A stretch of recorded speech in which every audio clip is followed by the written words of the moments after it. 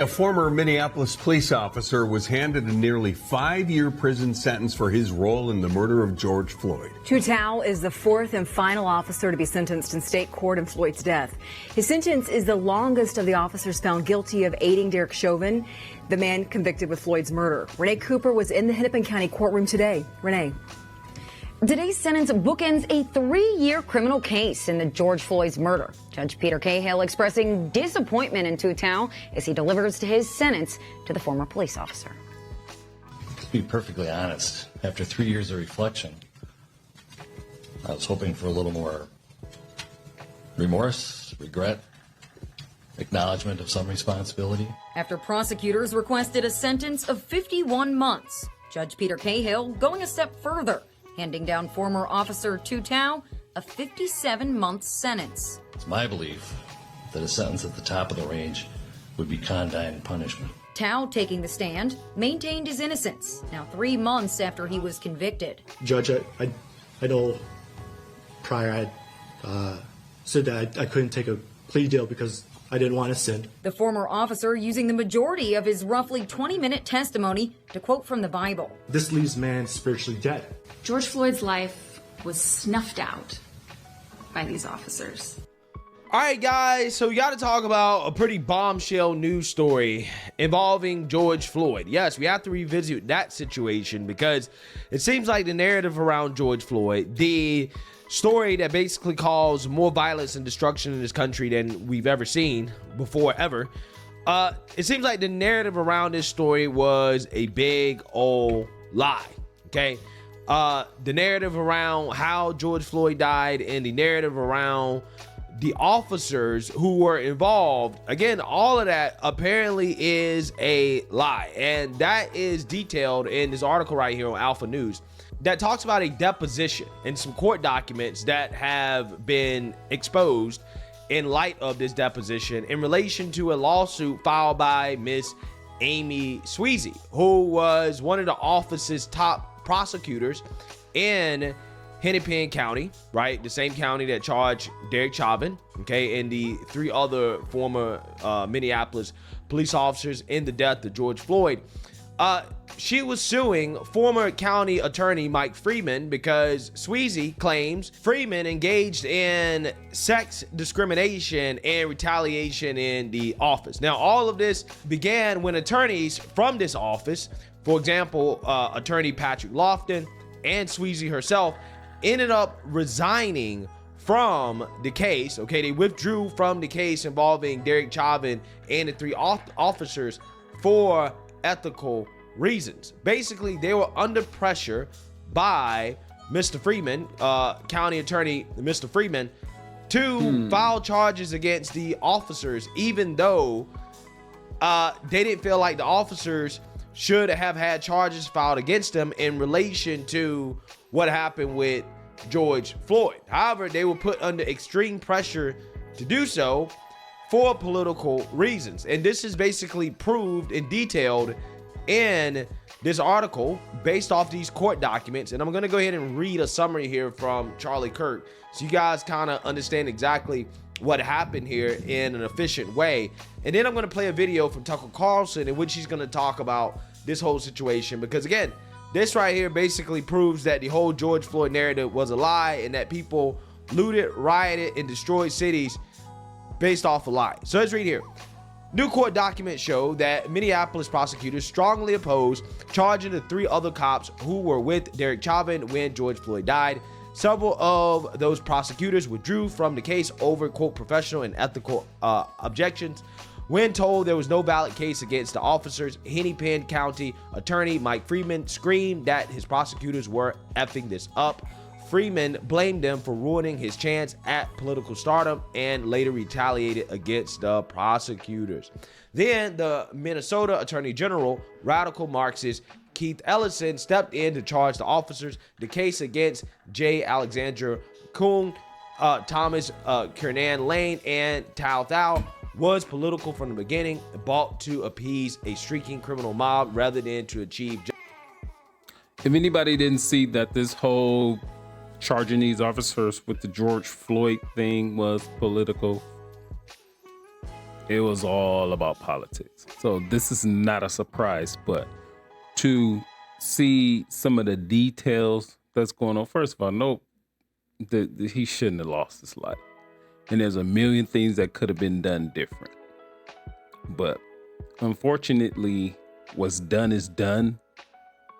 But after what was done, then all these political narratives came out, and we know what the climate was like then.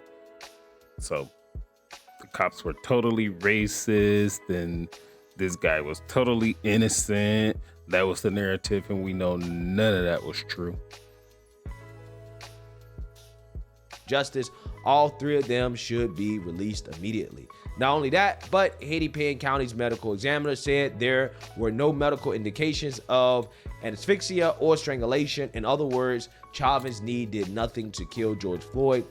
From the beginning, everything you were told in 2020 was a lie. Yeah, so I'm gonna link to this article in the description, and you guys can read the article for yourself and come to your own conclusion about what you want to believe.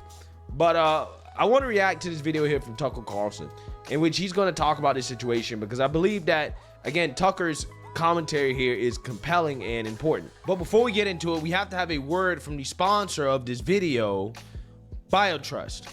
Excess belly fat has been deemed ingredients provided by this once-in-a-lifetime this white devil who murdered George Floyd. But the question is, did he actually murder George Floyd? And the answer is, well, no, he didn't murder George Floyd. And we're not guessing about that. We know it conclusively thanks to a new court case now underway in Hennepin County, Minnesota. The case was brought by a prosecutor there called Amy Sweezy. She's suing her boss. So the case is not actually about George Floyd or Derek Chauvin, but it tells you an awful lot about both of them. In her deposition, which you should read, Amy Sweezy describes a conversation that she had with the county medical examiner, Andrew Baker, right after George Floyd died. Quote, "I called Dr. Baker early that morning to tell him about the case and to ask him if he would perform the autopsy on Mr. Floyd."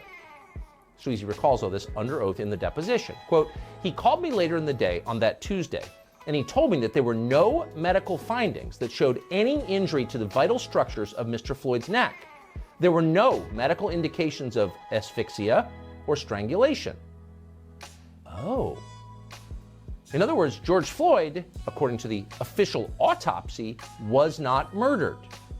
He died instead of what we used to call natural causes, which in his case would include decades of drug use, as well as the fatal concentration of fentanyl that was in his system on his final day. Yeah, again, and you were called a right-wing white supremacist conspiracy theorist if that's what you thought, right? Which again, that's why I never thought it was a controversial thing for people to say, hey, you know, I don't think that Derek Chauvin is guilty, right? I definitely understand people who don't think that Derek Chauvin is guilty, because the evidence that George Floyd actually died as a result of the knee on his neck, I don't think it was compelling. I think at most they might have got him with a manslaughter charge, right? At most. But the second degree murder, I mean, I think anybody that's looking at this. These days, people are not concerned with what it is. People are concerned with what it looks like. Like, for instance, with the virus that we had going on. If you came in to the hospital emergency room and you died as a result of a car accident, but if you had the virus in your body, it would be classified as you died by the virus. So it's not really what it is. People are more concerned with what it looks like. You're not willing to sit back and say, well, wait. This dude was a habitual drug user for many years. Why will he be in this position in the first place? If you think about your interactions with police, if you had any, it doesn't result in that what happened to George Floyd. My interaction with the police, hey, yeah, you were speeding, I stopped you, yeah, I was speeding, boom, blah, blah, blah, give me the ticket, I'm on my way, that's it. I'm sure if I would have been like, motherfucker, I wasn't speeding, get out the car, No, it's like this. Any weapons? No, don't have any weapons in the car. Boom, ticket. Have a nice day.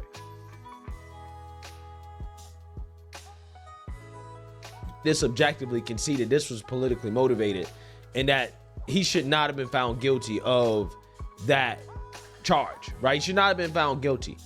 So, I mean, it's almost like he's a sacrificial lamb, right? And this is an injustice, so to speak. I mean, again, we're all the woke revolutionaries that are against this type of stuff, right? Or are they only against it when it happens to people of a certain skin color? Hey, not white people. That's the only time they care about injustice in the criminal justice system, because that's what the whole George Floyd thing, that's what all this stuff is about. Black Lives Matter, all this stuff is about injustices in the criminal justice system.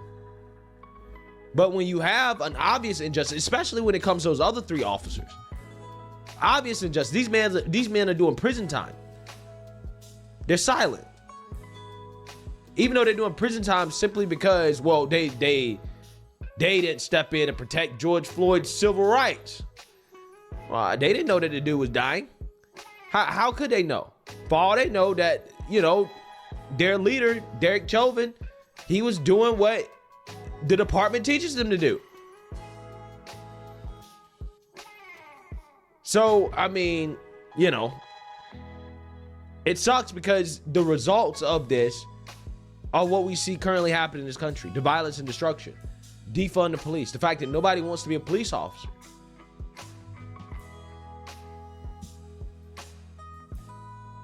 Comment, like, subscribe, share.